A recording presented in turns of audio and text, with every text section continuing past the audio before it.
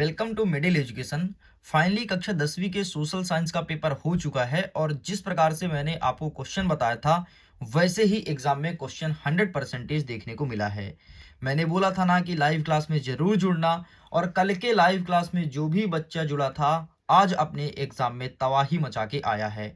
और आज जो मॉर्निंग में क्लास लिया था वस्तुनिष्ठ, बहुत सारे वस्तुनिष्ठ क्वेश्चन भर भर के देखने को मिला है। अब हम एक एक क्वेश्चन का सॉल्व करेंगे और तुम्हें बताएंगे कि हमने इस वस्तुनिष्ठ को कैसे उड़वाया था और किस प्रकार से तुम्हें याद कराया था। देख लो, प्री बोर्ड एग्जाम का पूरा पेपर अवेलेबल है। चलिए अब हम फटाफट एक एक क्वेश्चन को आंसर को बहुत अच्छे से फिल करते हैं। सबसे पहले यहाँ पर पहला नंबर कह रहा है कि सही विकल्प चुनकर के लिखो। पहला नंबर कहता है निम्नलिखित में से किस राज्य में काली मिट्टी पाई जाती है। एक बात बताओ, जब आज हम कपास की फैक्ट्री की बात कर रहे थे सुबह की क्लास में, तो मैंने आपको नहीं बताया था कि सबसे पहले सूती वस्त्र मिल महाराष्ट्र में खोला गया था। महाराष्ट्र में क्यों खोला गया था? क्योंकि वहां पर पाई जाती है काली मिट्टी। काली मिट्टी पाई जाती है तो वहां पर कपास का फसल सबसे अधिक उत्पादित होता है। तो बस भैया इसका आंसर आपको महाराष्ट्र ही तो लगाना था। अब बताओ, मैंने अच्छे से बताया था, लेकिन अगर तुमने ध्यान से क्लासेस को नहीं सुन रखी है तो गलत किए होगे। और पहला ही प्रश्न हमारे प्रश्न नंबर 10 या 15 में था, है ना। अगर तुम कहोगे तो मैं आपको दिखा सकता हूं, और क्लासेस अभी भी डली हुई है, जाकर के देख लेना। अब ये बताओ, फेडरी सारियू किस देश का कलाकार था? तो फ्रांस का नहीं था। चार चित्रों की श्रृंखला उसने नहीं बनाया था क्या, कि देश को कैसे आजाद कराना है, उसके लिए चार चित्रों की श्रृंखला बनाई थी? अरे यार, सड़ा सड़ा प्रश्न पूछा है। नेक्स्ट कहता है अमर शहीद ख्वाजा नायक प्रतिदिन सूर्य की पूजा करने के लिए कहाँ जाया करते थे। हाँ, ये प्रश्न जरूर गजब का है। नए पैटर्न के आधार पर क्वेश्चन है, लेवल टफ है इस क्वेश्चन को मैं कहूंगा यार, लेकिन इसका सही आंसर आपको लगाना था पीपल के पेड़ के पास। ये आपका सही उत्तर हो जाएगा।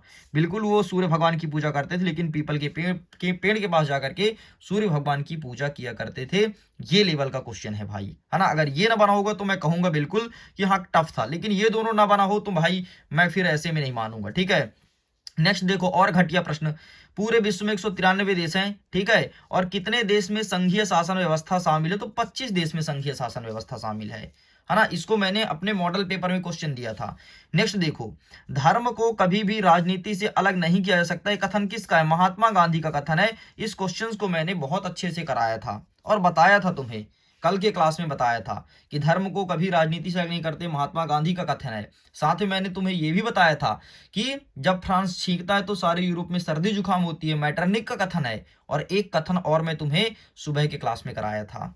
आगे बढ़ते हैं। अब बताओ, भारत में सबसे क्या कहता है सर्वाधिक साक्षरता? तो केरल नहीं है। और मैंने तुम्हें नहीं बताया था कि 96% लोग साक्षर हैं। वहां के ऑटो वाला तक इंग्लिश में बात करेगा। आज सुबह ही पढ़ाया हूं यार। मतलब आज जो 6 यहाँ पर वस्तुनिष्ठ आया है ना, तो 6 में से तो 4 क्वेश्चन में सुबह ही कराया था। 2 क्वेश्चन है जो कि मैंने नहीं बताया था। 2 क्वेश्चन कौन कौन सा? एक तीसरा नंबर है और एक है तुम्हारा ये नंबर, चौथा नंबर। ईमानदारी से मार्किंग करूंगा भाई, कोई गद्दारी नहीं। ये 2 क्वेश्चन बस नहीं कराया, बाकी ये सब कराया था। तो 50 जो प्रश्न बनाया था ना वस्तुनिष्ठ, सब वही आए हैं, देखना। तो आगे आगे बढ़ते हैं। अब ये बताओ, जो इसका पहला प्रश्न है, रिक्त स्थान की पूर्ति करो। सरदार सरोवर बांध नर्मदा नदी पर बना है, कितने बार चिल्लाया था? याद करो, मैंने बताया था कि वहां पर सरदार वल्लभ भाई पटेल की एक स्टैचू भी बनी है, जिसे कहते हैं स्टैचू ऑफ यूनिटी। और याद नहीं आ रहा तो याद करो, सुबह क्लास में मैंने ऐसा चित्र बना के बताया था कि यहाँ पर मध्य प्रदेश है, यहाँ पर राजस्थान है, यहाँ पर गुजरात है और यहाँ पर महाराष्ट्र है, और सरदार सरोवर बांध के पानी का इस्तेमाल ये सभी राज्य करते हैं। याद करो यार, याद करो। फिर मैंने इसे मिटा भी दिया था कि इसको मिटा दो, याद होगा तो, और नहीं है तो फिर भाई साहब तुम्हारी गलतियां हैं। इसीलिए कहता हूं क्लास में जुड़ा करो यार, मुफ्त की क्लास चल रही है। अगर यही क्लास पैसे लेकर के कोई देता तो भयंकर तुम जुड़ते। मुफ्त है इसलिए तुमको लगता है हलवा है, लेकिन हलवा नहीं है। जिसने पढ़ा है देखना कमेंट, पढ़ना भी, पेपर फोड़ के आए हैं। नेक्स्ट देखो, भारत में पहला सीमेंट उद्योग कब 1905 में बना था? भाई साहब पहला सीमेंट उद्योग, ठीक है, बस इतना तुम्हें लिखना था। नेक्स्ट कहता है जापान में सबसे पुरानी छपी पुस्तक का नाम क्या है? चलो आंसर करो कमेंट सेक्शन में, तुम्हारे लिए होमवर्क देता हूं ये क्वेश्चन, ठीक है। नेक्स्ट, श्रीलंका की राजभाषा क्या है? हाय भैया, चिल्ला चिल्ला के मर गया कि सिहली भाषा है। सुबह के क्लास में मैंने बताया था कि श्रीलंका की राष्ट्रभाषा सिहली है। और कब अपनाया गया था? तो मैंने उसका टाइम भी बताया था कि 1960 में इसे अपना लिया गया था, लेकिन फिर लड़ाई छिड़ा है। और साथ में मैंने एक प्रश्न और पूछा था कि बताओ श्रीलंका में गृह युद्ध कब हुआ था? पूछा था ना, इसी प्रश्न के बाद मैंने पूछा था, तो तुमने बताया था 2009। मैं बोला था कि वो क्वेश्चन आ सकता है, कुछ टीचर 2008 पढ़ाते, मैंने यही बताया था। सब बताए हूँ भैया, लेकिन सब लगता है तुम खचड़म खिचड़ी कराए होगे, है ना। लेकिन मुझे बहुत उम्मीद है बहुत सारे स्टूडेंट से भाई। आगे बढ़ते हैं, 7वां नंबर कह रहा है कि 7 वर्ष और उससे अधिक आयु के लोगों में साक्षर जनसंख्या अनुपात क्या कहलाता है, इसे कहते हैं साक्षरता दर।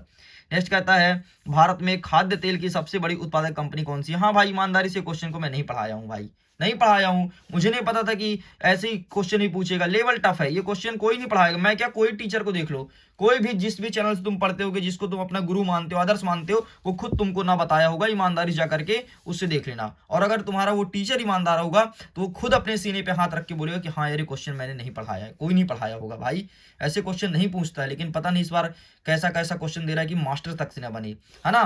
तो तेल कंपनी कौन सी सबसे बड़ी, तो ये अडानी की कंपनी है। तो यहाँ पर तुमको अडानी की कंपनी का नाम लिखना था बस। आगे बढ़ते हैं, सेम क्वेश्चन अंग्रेजी में है। आगे देखते हैं सत्य सत्य। अब देखना क्या कहता है, भारवदेव डकावा सेंचुरी राजस्थान के अलवर जिले में घोषित है। हाँ देखो घोषित है लेकिन अभी बनी नहीं है, लेकिन प्रश्न पूछ रहे तो बिल्कुल सही बात है। जो व्यक्ति उत्पादन को परिवहन द्वारा उपभोक्ताओं तक पहुंचाते हैं क्या उन्हें व्यापारी कहते हैं, नहीं गलत बात है, व्यापारी वो नहीं होता है। व्यापारी कौन होता है, जो वस्तुओं को अपने दुकान में रख करके बेचता है उसे व्यापारी कहते हैं। कोई घर नहीं पहुंचाता है व्यापारी, है ना, वो ऑनलाइन डिलीवरी वाला सिस्टम नहीं है। नेक्स्ट कहता है 19वीं सदी की अनुबंध व्यवस्था को बहुत सारे लोगों ने नई दास प्रथा का नाम दिया था, बिल्कुल सही हो जाएगा। यूरोपीय संघ का मुख्यालय ब्रुसेल्स में, बिल्कुल सही बात है, पढ़ाया हूँ भाई, पेपर में भी दिया था क्वेश्चन। नेक्स्ट कहता है लोकतंत्र में नागरिकों को एक वोट देने का अधिकार है, बिल्कुल सही बात है, हमारे यहाँ एक ही वोट नहीं देते हैं। और अरे यार सुबह सुबह बताया था तुमको ये प्रश्न कि एक व्यक्ति एक वोट डालता है 18 वर्ष से अधिक उम्र के, जिसे कहते हैं आम चुनाव, सब बताया हूं। नेक्स्ट कहता है भारतीय रिजर्व बैंक ऋण के अरे अब ये बताओ, इसके लिए मैं चार्ट नहीं बनाया था तुम्हारे लिए, औपचारिक और अनौपचारिक का सुबह सुबह चार्ट नहीं बनाया था, पूरे के पूरे वही क्वेश्चन आए भाई जो मैं बताया था तुमको। तुम खुद अपने कलेजे पे हाथ रख के बोलो कि नहीं सर आप ये चार्ट नहीं बनाए थे, सुबह क्लास अगर तुम देखे होगे तो। औपचारिक अनौपचारिक चार्ट नहीं बनाए थे तो बिल्कुल सही हो जाएगा। रिजर्व बैंक औपचारिक स्रोत है।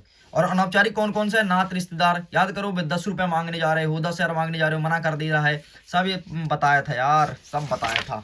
आगे बढ़ते हैं, ईमानदारी से मार्किंग करेंगे, एकदम ईमानदारी से। इसका आंसर यहाँ पे लिख दिया गया है, ठीक है, मैं नहीं लिखा हूँ, जिस बच्चे का पेपर था उसने लिख दिया, देख लो भैया। खास हौज का क्या हो जाएगा, बेल्जियम हो जाएगा। ग्रीन बंधु का क्या हो जाएगा, दिल्ली हो जाएगा। ठीक है, जेम्स वॉट का क्या हो जाएगा, तो भाप का इंजन का खोज किया था। नारी शक्ति बंधन अधिनियम, तो इसका हो जाएगा 2023। मुद्रा मुद्रा हो जाएगा विनिमय का माध्यम। और अमर जीवन ये हो जाएगा सरसुंदरी देवी। ठीक है, तो ये क्वेश्चन है, पूरा पूरा पढ़ाया गया क्वेश्चन आया। अब देखना इसमें भी देख लो, सब पढ़ाया है। अंडमान निकोबार द्वीप समूह में कर्तन दहन को किस नाम जानते हैं, दीपा के नाम जानते हैं। कर्तन दहन के जितने भी नाम है मैंने सारे नाम को बताया था, तुमको यही बताया था कि जो झूमिंग खेती होती है वो अलग अलग शहरों में अलग अलग नाम से जानी जाती है, तो दीपा जानते हैं अंडमान निकोबार में। अब बताओ, सीमा सड़क संगठन नहीं बताया हूं कि ये ऐसे चित्र बनाया था, मुझे याद है भारत का नक्शा बनाया था, फिर मैं बोला था हंसना मत यार नक्शा अगर गलत हो जाए तो। फिर बताया था कि देखो पूर्वोत्तर क्षेत्र में सीमा सड़क संगठन काम करती है, रोड बनाने का काम, 1960 में इसकी स्थापना हुआ था। क्या यार, सब बताया हूं। नेक्स्ट कहता है महात्मा गांधी ने कितने वॉलेंटियर के साथ यात्रा शुरू की थी, तो इसका आंसर तुम्हें लिखना है 72 वॉलेंटियर के साथ। ठीक है, हाँ ये नहीं बताया भाई, ईमानदारी से कहूंगा, जो नहीं बताया हूं नहीं बताया हूं, क्यों झूठ बोलना, लेकिन ज्यादातर क्वेश्चन तो बताए हुए आए हैं ना। नेक्स्ट कहता है सन 1857 की क्रांति के समय मध्य प्रदेश में कौन सा विद्रोही गतिविधि का प्रमुख केंद्र था, तो मध्य प्रदेश में क्या था, ग्वालियर था। ग्वालियर है तो था, और कुछ बच्चे ग्वालियर से थे, मैं बोला भी था तुम ग्वालियर से हो, फैला दो वीडियो को भाई। नेक्स्ट कहता है कि भारत में महिलाओं के लिए पंचायती राज संस्थान के लिए कितने % आरक्षण है, 1/3 है, मतलब 33% है। अब बताओ, अब कह दो कि नहीं बताए थे सर, नहीं बोला था कि जब हमारा देश आजाद नहीं हुआ था, या फिर मतलब 1991 के 1992 के बाद, 1992 के पहले महिला को आरक्षण नहीं देते थे, 92 के बाद देना स्टार्ट किए हैं, है ना। और 33%, मतलब अगर तीन व्यक्ति की जरूरत है तो उसमें से एक महिला को होना अनिवार्य है। याद करो, यही एग्जाम्पल दिया था, मुझे एग्जाम्पल तक याद है मैं कौन सा दिया था। अब ये देखो, महात्मा गांधी रोजगार गारंटी अधिनियम में नहीं बोला था 100 दिन का रोजगार मिलेगा, और अगर तुम काम मांगने जाते हो 15 दिन में काम आपको नहीं देता है तो 100 दिन का फ्री में पैसा देगा, एक दिन का मिलता है 308 रुपए, ये तक पैसा तक बताया था भाई। चलो भाई, ये पूरे क्वेश्चन आए थे, बड़े सड़े सड़े क्वेश्चन थे, पेपर देख के सच में मजा आ गया है। हाँ, पंचांग किसे कहते हैं नहीं बताया था, ईमानदारी से बोलूंगा। गाथा गीत नहीं बताया था, ईमानदारी से बोलूंगा, ठीक है, दावा ठोक के बोलूंगा भाई, नहीं बताया था, नहीं बताया था।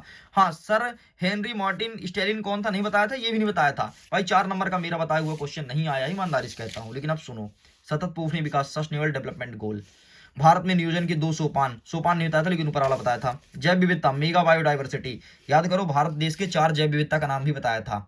है ना। अवर्गीकृत वन, तीनों वन बताया था, संरक्षित, असंरक्षित, अवर्गीकृत। वन्य जीव संरक्षण अधिनियम की पूरी कहानी सुनाया था भाई, कैसे कैसे बना है। संयुक्त वन प्रबंधन संस्थान 1980 में बना है, आज सुबह भी कराया था, कल भी कराया था, ठीक है। स्थानांतरित कृषि को झूमिंग कृषि क्यों कहते हैं ये बताया हूं, और भारतीय कृषि पद्धति से नहीं बताया हूं, ऊपर वाला बताया हूं, ठीक है। आगे सुनना और क्या क्या आया है।